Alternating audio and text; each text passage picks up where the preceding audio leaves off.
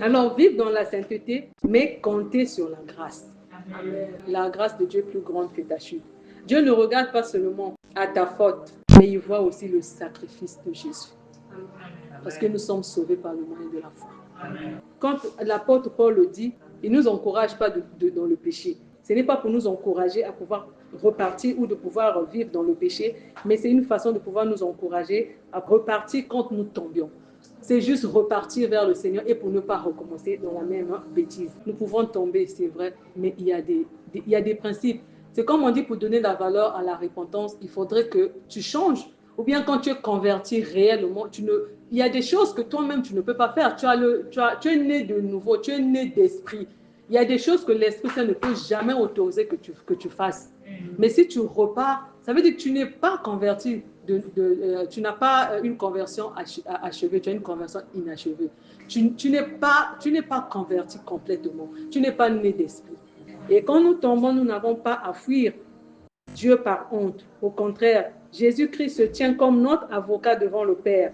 C'est pour dire, tu n'es pas condamné définitivement. Tu n'es pas condamné définitivement. Tu n'es pas seul dans tes luttes. Le Seigneur est avec toi, même dans ces moments de faiblesse.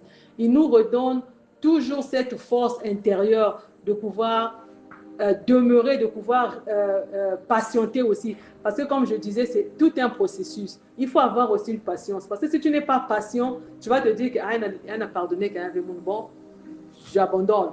On dit que Dieu pardonne, mais moi. Mais tu dois avoir cette patience. Parce que Dieu doit te forger. Tu veux passer à une autre étape, mais il doit aussi te préparer. Il doit préparer ton cœur. Il doit te préparer toi-même pour que quand tu vas franchir une autre étape, tu vas rencontrer d'autres challenges. Mais si tu n'es pas préparé, s'il ne te forge pas, il ne forge pas ton caractère, quand tu seras confronté à d'autres challenges, plus que ce que tu as eu à passer, mais ça sera encore plus difficile. Tu vas encore plus tomber et ça sera difficile de pouvoir te relever. Mais nous, les chrétiens, nous n'avons pas cette patience.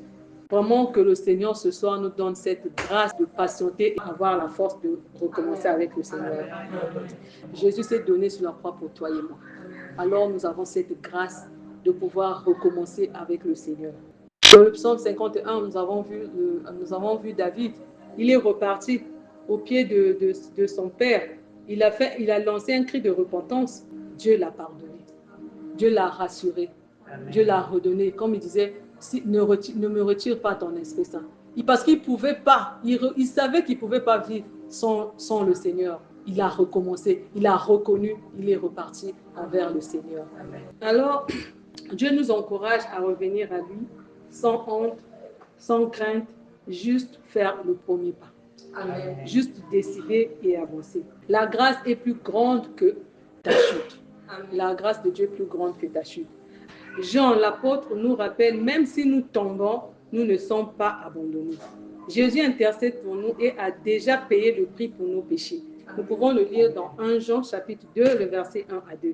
Alors que ce soir, le Seigneur puisse nous donner cette force et cette capacité de repartir vers lui, de poser juste le premier pas et lui-même, il nous accompagne pour y parvenir. Amen. Hein? Amen. Amen.